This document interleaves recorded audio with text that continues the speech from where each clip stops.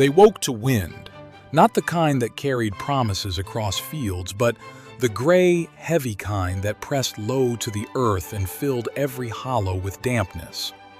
In the early settlements of what would become New York, people measured their days not by clocks or street bells, but by the simple struggle to keep their homes upright and their fields alive. The ground softened under every step. After a night of rain, the road that ran between the scattered cottages dissolved into deep brown trenches. Boots disappeared up to the ankle. Carts sank until oxen leaned their full weight forward just to keep the wheels turning. Farmers cursed gently into the morning air, not out of anger, but because mud had become a part of life, an adversary that never tired. These settlers lived in homes built from the land itself. Timber frames packed with clay, straw, and whatever earth they could bind together. Walls breathed in the weather. Roofs dripped.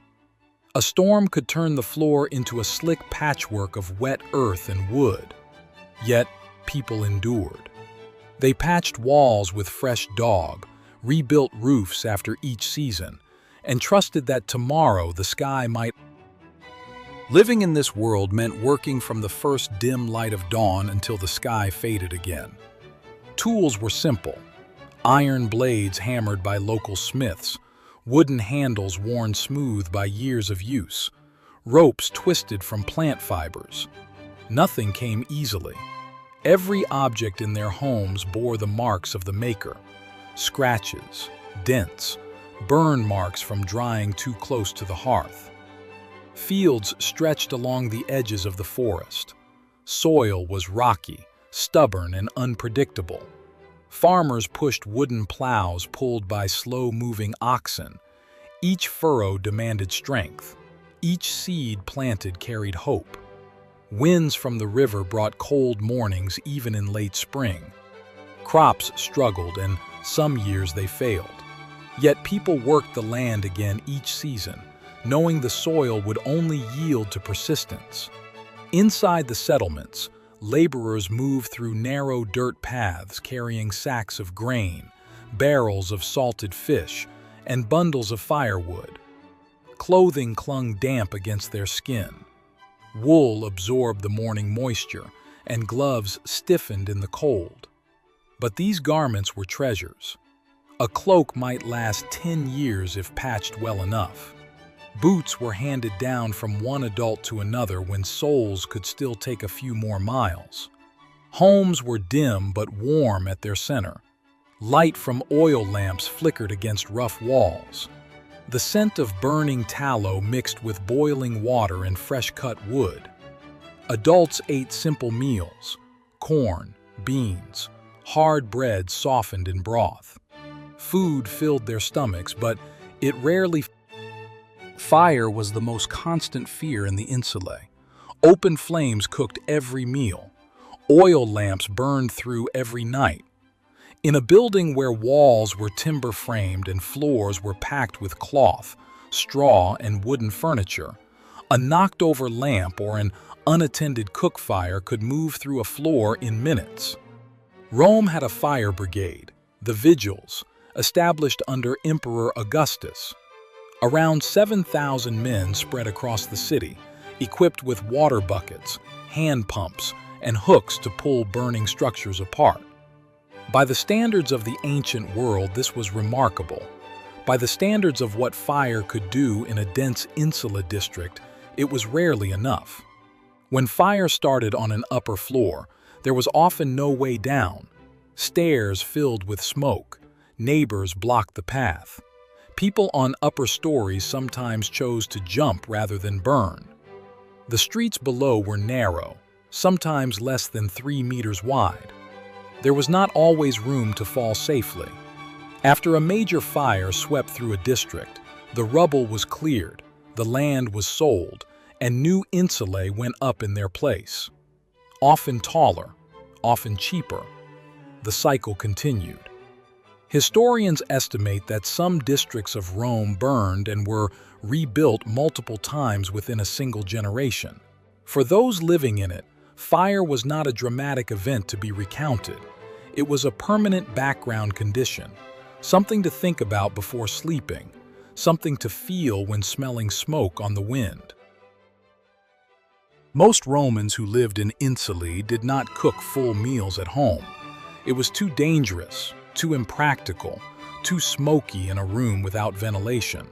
Instead, the city fed itself from the streets.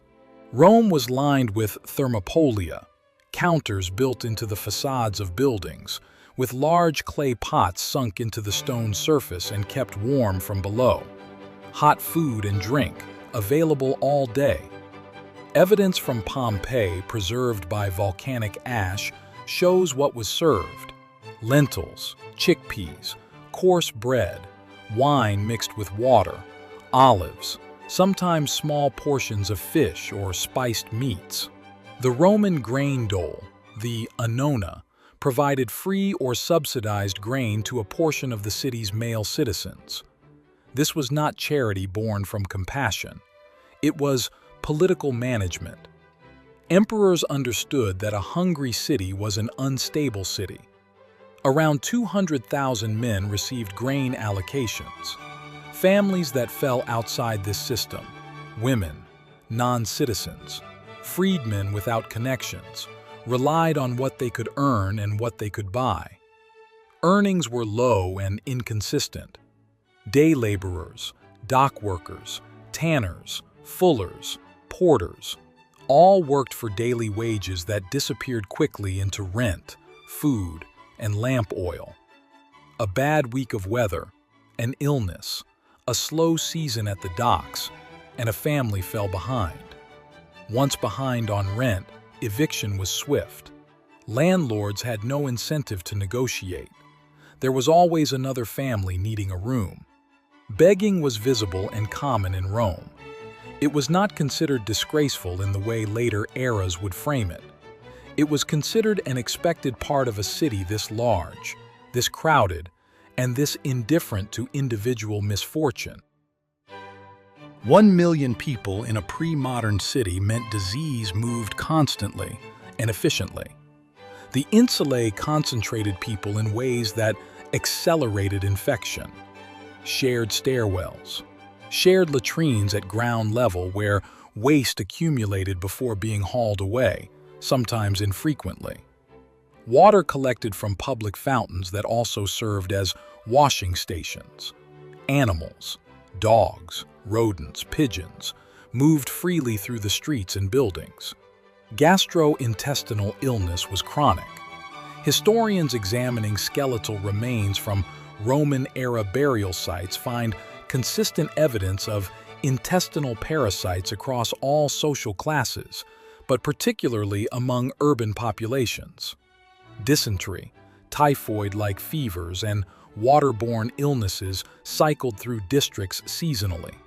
In summer, the smell of the Tiber, which also received the city's waste through the Cloaca Maxima drainage system, was reportedly so severe that it drove wealthier residents to their country estates.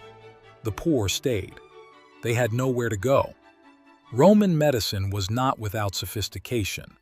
Physicians understood the value of clean water in principle. Military camps maintained strict sanitation. But the logic of clean water as disease prevention was not applied consistently to the urban poor, in part because no one fully understood the mechanism of transmission, and in part because those suffering most had no political voice. Infants and young children died in high numbers. Evidence from Roman-era cemeteries suggests child mortality before age 5 may have reached 30 to 40% in dense urban areas. Families understood this mathematics. They loved their children regardless, but they also learned not to count on permanence. Rome was not a slave city for the poor in the legal sense. Many insula residents were free, freedmen, migrants, artisans, citizens by birth. But freedom in the legal sense and freedom in the practical sense were different things. Debt was the great equalizer. Rent was due regularly. Failure to pay meant eviction. In some documented cases, landlords used legally sanctioned distraite, the seizure of a tenant's belongings as payment. A family could lose their furniture, their tools, their stored food for a missed payment. Work was unregulated. There were no contracts for most daily laborers. Wages could be withheld. Dangerous conditions had no legal remedy. Injury on a construction site, and Rome was constantly building, left a worker with no compensation and no income during recovery. Violence in the streets was real and largely unpunished at the lower levels. Rome had no police force in the modern sense. The vigiles could respond to fire and some public disorder, but personal crimes in poor districts were handled through private means or not at all. Wealthier Romans moved at night with lantern bearers and sometimes armed escorts. Those without these protections moved carefully or not at all after dark. And yet, people stayed. They stayed because Rome also offered something that smaller towns and rural life could not: the possibility of something better. Work was more available. Opportunity existed, even if narrowly. A skilled craftsman could earn more in Rome. A trader could access markets nowhere else. The city was brutal, but it was also alive in a way that held people. Rome did not collapse under the weight of its poor. It absorbed them, extracted labor from them, fed some of them just enough to prevent open revolt, and continued. The insulae kept rising. The population kept growing. The city kept producing senators and gladiators and sculptors and slaves and everything in between. What remains from this world is largely the marble, the forums, the temples, the roads. The insulae were not built to survive. They were built to house people cheaply and rent them space until something better came along. Most of them rotted or burned and were replaced with something identical. The people who lived in them left less behind. Some names appear in legal documents. Some skeletons carry the marks of their labor and their illnesses. Some graffiti scratched into Pompeian walls captures a voice that was never meant to last. These were not people waiting for history to notice them. They were working, sleeping, arguing, caring for children, watching fires from windows and trying to make the rent. Their city was extraordinary. Their lives inside it were not. And perhaps that is the most honest thing that can be said about the world's first great metropolis. It was magnificent. For most of the people who lived in it, it was also very hard. Rome had no safety net, no building codes that were actually enforced, no one whose job it was to make sure the people on the 5th floor made it through winter. What it had was this: people who refused to stop trying. The porter who carried water up 7 flights every morning. The family that pooled coins for a bowl of lentils when the week had gone badly. The freedman who paid his rent every month and watched the building crack a little more each year and stayed anyway, because leaving meant something worse. None of them knew if the building would hold. None of them knew if the fire would come. They went to sleep anyway. That determination, ordinary, unglamorous, stubborn determination, is the whole story of what it meant to be poor in the ancient world. And some of what drove them is not so different from what drives people still. Every scene in this video was created using modern AI technology, rebuilt from archaeological evidence, Roman historical records, and architectural studies of Pompeii and Ostia. No real footage exists, but the history is real, and this is what it looked like. I'm History Rebuilds. If this brought ancient Rome to life for you, subscribe, and I'll keep rebuilding it.